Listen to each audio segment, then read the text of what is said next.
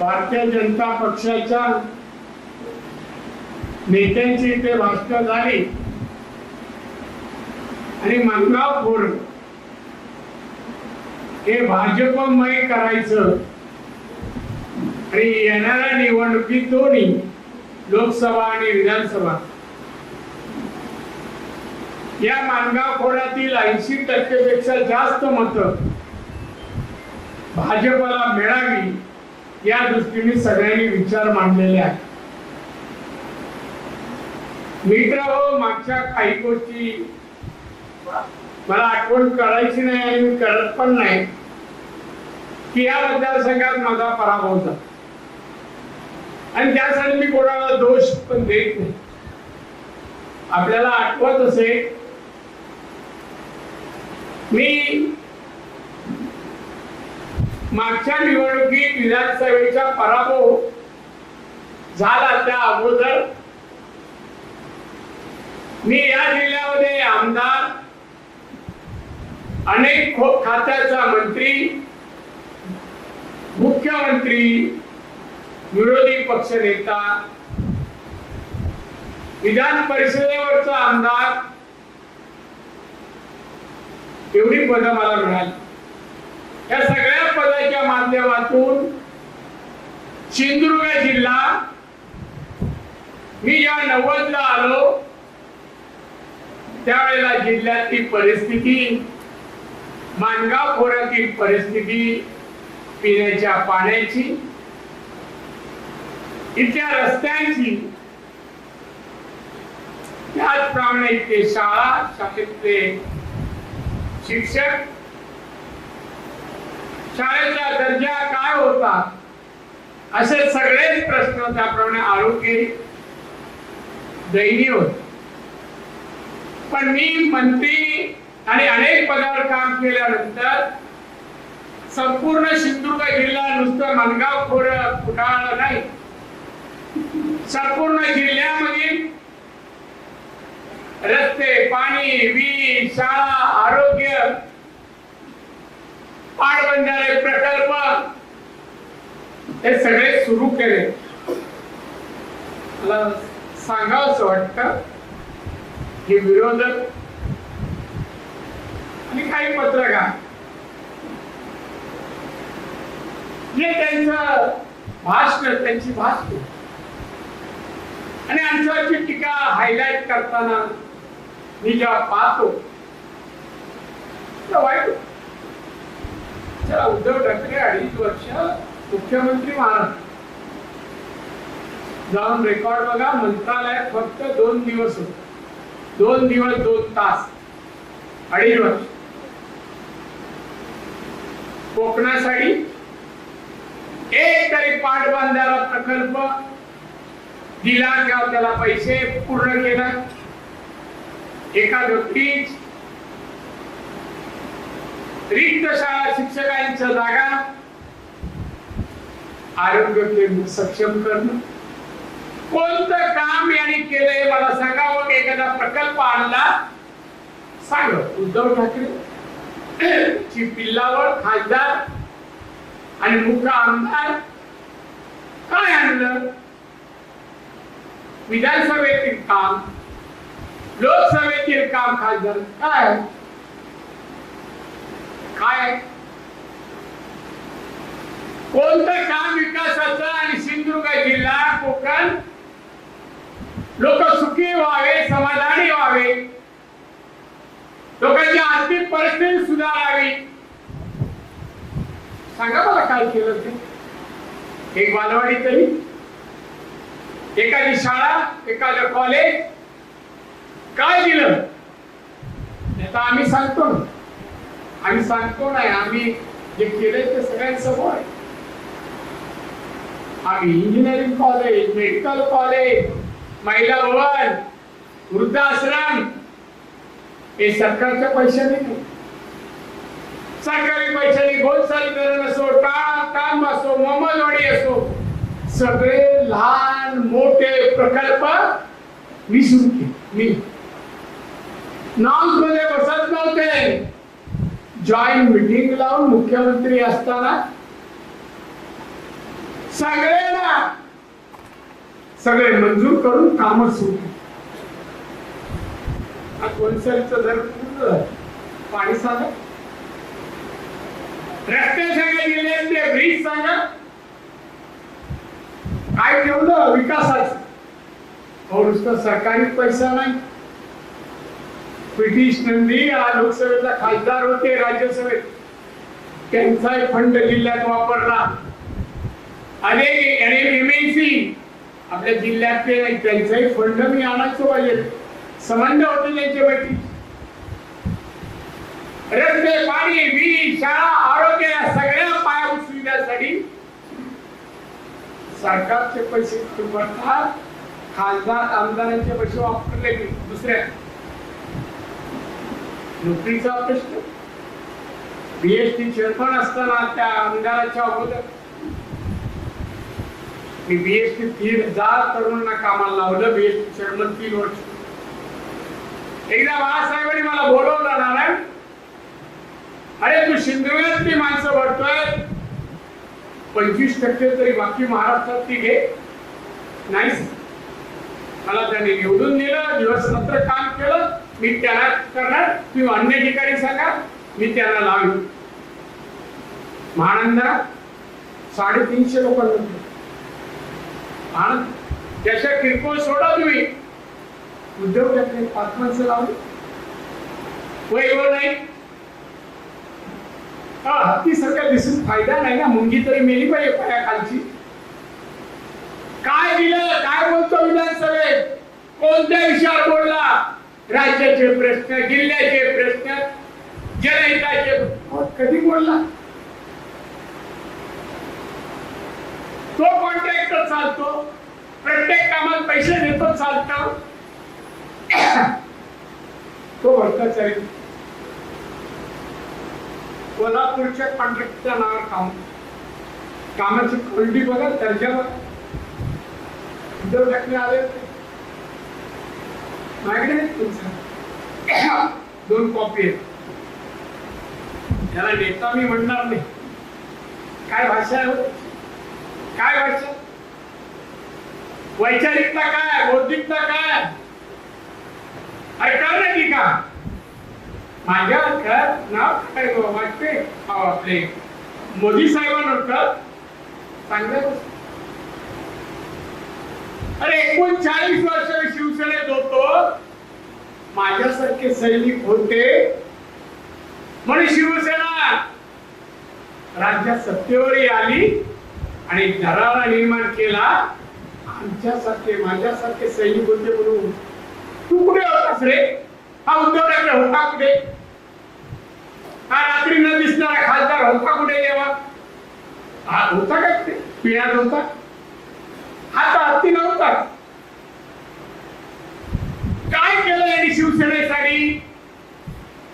महाराष्ट्रात शिवसेना राहावी, सत्तेवर यावी, एकाच तरी योगदान. हा इथे वेळा नागवा उद्धव ठाकरे. काय म्हणे तू गुंडगिरी, सिंधुदुर्ग काय म्हणे आहे? समोर उभा राहा, माझ्याकडे जरा बघ, त्या पिल्लाला सांग. असं केलं ना तर पुढच्या आलाच ना, काही हो मी नाही हो, दाखवीन तुला काय राणे म्हणजे काय. अरे बाळासाहेबांच्या कृपेने जे मिळालं तर साहेबांच्या कृपेने. तू काय नाही, काय देतो तुझ्याकडे काय? केंद्रात 2 तास 2 दिवस मंत्रालय. कोणाला काही चांगली भाषा दिली? आता सरकारमध्ये गँगवर सुरू झाले आहेत. एकाची गँग, दुसरी भाजपची गँग, तिसरी काय हा विषय बोल ना. या राज्याच्या विकासावर बोल, तू केलेला विकास बोल, GDP बोल. विकास दरावर सांग, काय विकास दर ठेवलास? राज्याचा GDP काय वाढवलास? पर कॅपिटल इन्कम लोकांचा काय वाढवलास? जरा बोल की या भाषेत. कळतं काय त्याच्यातलं? काय कळत नाही. राज्यावर फिरणार. अरे 20 मिनिटं चालू शकत नाही, तुझी परिस्थिती मला माहिती आहे. तुझे डॉक्टर सगळे माझ्या ओळखीचे, 20 मिनिटं चालू शकतात. आणि काय कुठला विषय घेणार? आता वेळेस संत खुर्चीला आम्ही आणणार, कसे आणणार रे? तुझे 12-13 आमदार, ते पण आता काही महिन्यात 6 आमदार आमच्याकडे बरे येतील, राहिले 6 आमदारावर 145 मिळवणार. खासदार किती? दिल्ली कब्जा करायचा 3 खासदार, किती निवडून आणणार? मोदींच्या जीवन पक्ष निवडून आणला, मोदींच्या नावावर. हा मोदींवर टीका करतो, काय लायकी लावायची? साहेबांनी अमुक केलं तमुक केलं, पहिले असं. अरे साहेबांनी केलं, साहेबांचे मोदींचे संबंध होते, तू नाही ठेवले संबंध. त्या उद्धव ठाकरेला हिंदुत्वावर बोर्डाचा लेखी कधी करणार बांधवांवर भगिनी नाही. मागच्या निवडणुकीमध्ये ती निवडणूक झाल्यानंतर युती होती, आणि या युती असताना भाजप 105 आणि याचे 56 काहीतरी शपथ. हा माणूस सत्तेसाठी, मुख्यमंत्री पदासाठी हिंदुत्वाशी गद्दारी केली, हिंदुत्वाशी. साहेबांनी कधी हिंदुत्वाबद्दल, साहेब म्हणायचे मी लाचारी करणार नाही, सत्तेसाठी मी हिंदुत्व सोडणार नाही, या विचाराचे बाळासाहेब. आणि हे कार्ड त्या आयुष्यात मी मुख्यमंत्री होणार नाही. शरद पवारकडे गेलं, सरेंडर झालं आणि झालं. काय आलं? काय खुर्चीवर तरी बसलास का? जाऊन सभागृहात तरी उपस्थिती ठेवली का? सभागृहात एखाद्या प्रश्नाला उत्तर दिलं काय? मला सांगा, पत्रकार आहेत, माझी जरा माहिती द्या. 2.5 वर्षात सिंधुदुर्ग किंवा कोकणाला काय पैसे दिले? कुठल्या कामाला पैसे दिले? इथे उद्योगधंदे यावे काय प्रयत्न केले? काय प्रयत्न केले 2.5 वर्षात? या आमदारांनी काय केले? खासदारांनी काय केले? मुख्यमंत्री. इथे येतो तू, मी असं करीन तसं करीन, हे पेटवीन, ते काय पेटवतो? चालता येत नाही, त्याला बोलता येत, तू काय पेटव? काय पेट्रोल असतं? पळून तरी जाशील का? 1 किलोमीटर पळशील का? आम्ही पाठ सोडू का तुझी? तू काय आम्हाला माहितीये? शिवसेनेच्या कुठल्याही आंदोलनात उद्धव ठाकरे नव्हता. कोणत्याच आंदोलनात मराठी माणसाच्या न्याय हक्कासाठी, हिंदू धर्माच्या रक्षणासाठी हा माणूस कधीच रस्त्यावर आला नाही.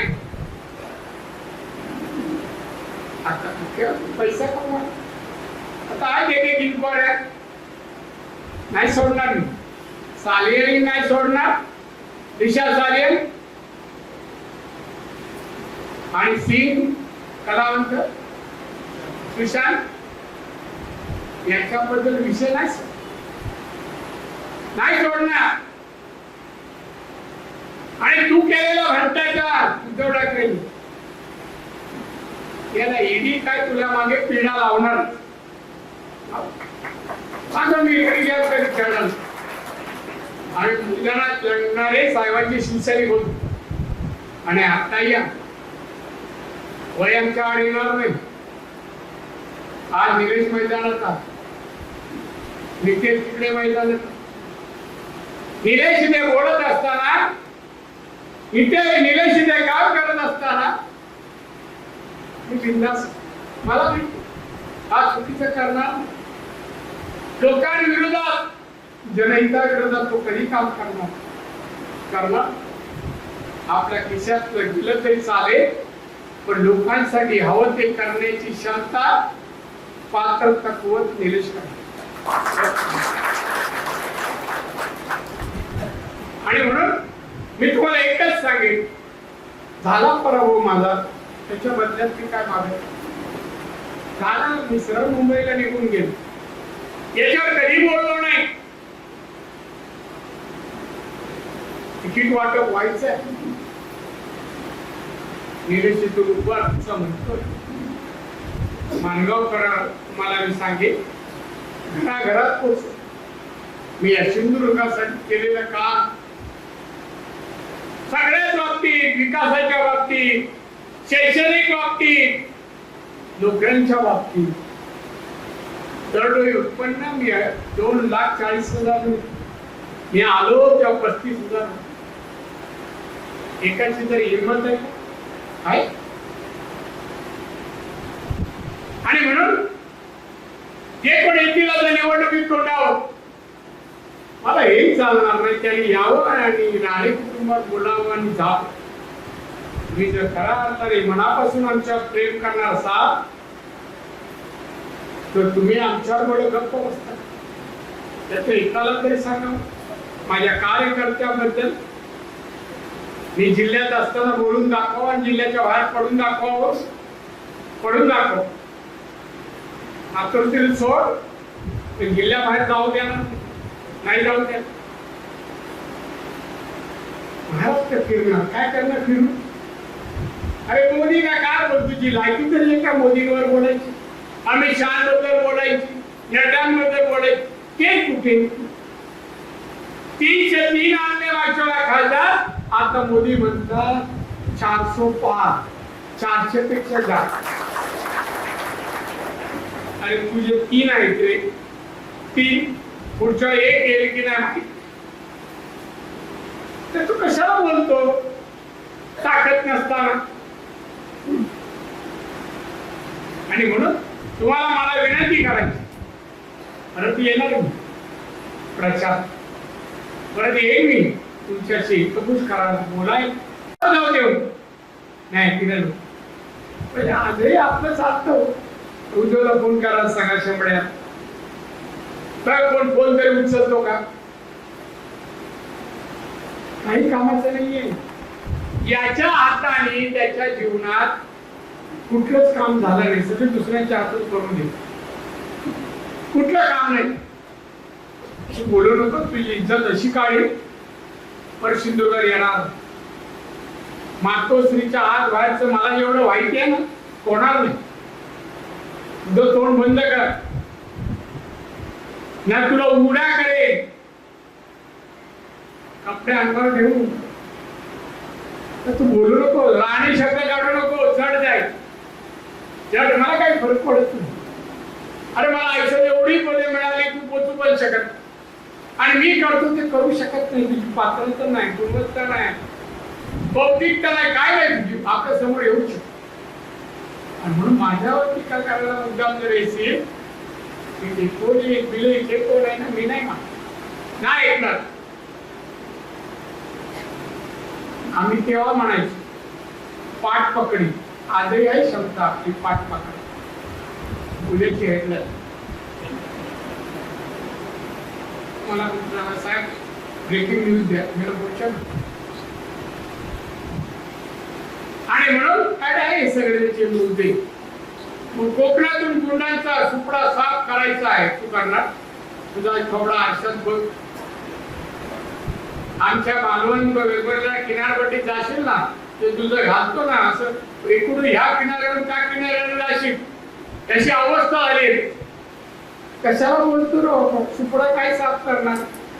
तुझा झालाय बघ 40 लोक डोळ्यासमोर आमदार एकनाथ शिंदेवर गेले. 40 आज परवा त्या केसरकरची मुलाखत होती मी ऐकत होतो.